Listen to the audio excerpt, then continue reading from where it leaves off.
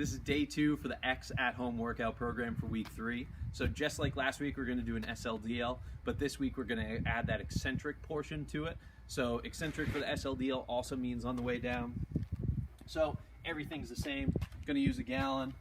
Again, if you want to make it heavier, you can use I had my weightlifting bag. Whatever you want to do to make it heavier, use that.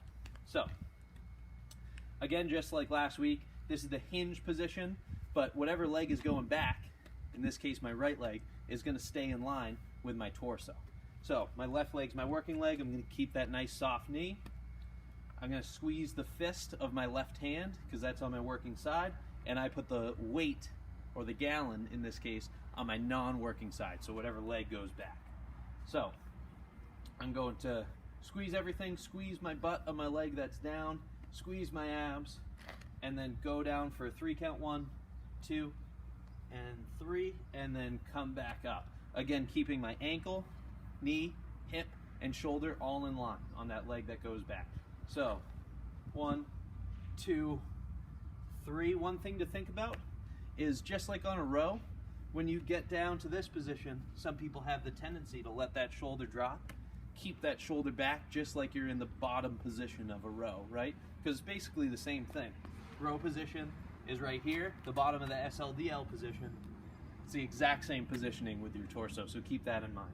So, and also if you can only go down to right here, make sure that it looks perfect, and also make sure that it takes 3 seconds. So you got to move a little bit slower. So 1, 2, and 3. So that's the SLDL. The next exercise is the exercise that we did day 3 last week, which is a pop-up push-up. So top of the push-up is the exact same. Wrist is going to be directly under my shoulder. And the pop-up part is you go down, you drop your belly onto the ground, and then you lift your palms up, squeeze your shoulders, and then you're going to pop back up.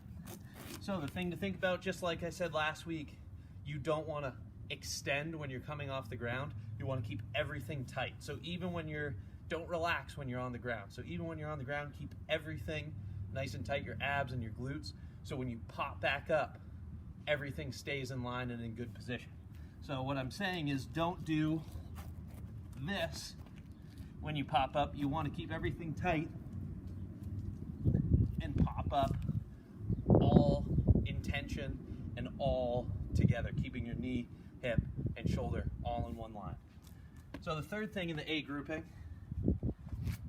instead of going through an airport this week with your suitcase, you're going to be stopping and starting.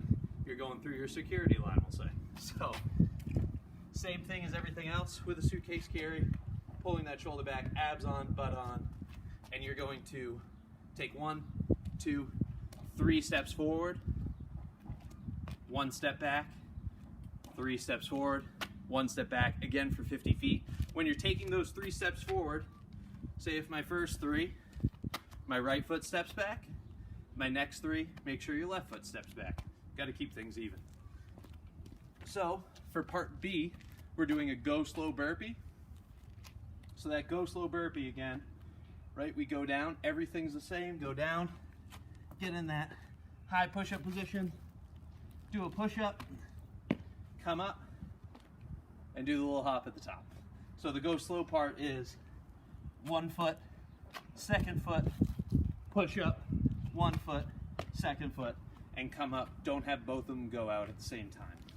And then the second exercise in part B, just like last week, we're doing the shoulder 6-way.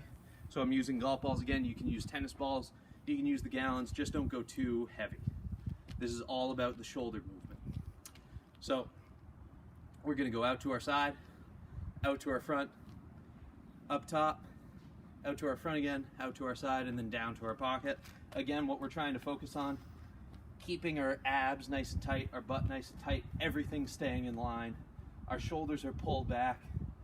Bring our shoulders out to the side. When we come out to the front, we're not reaching out to the front. We're keeping those shoulders pulled back. And when we come to the top, we're not hyperextending at the top. We're keeping everything in line. And it's just our shoulders and our shoulder blades moving.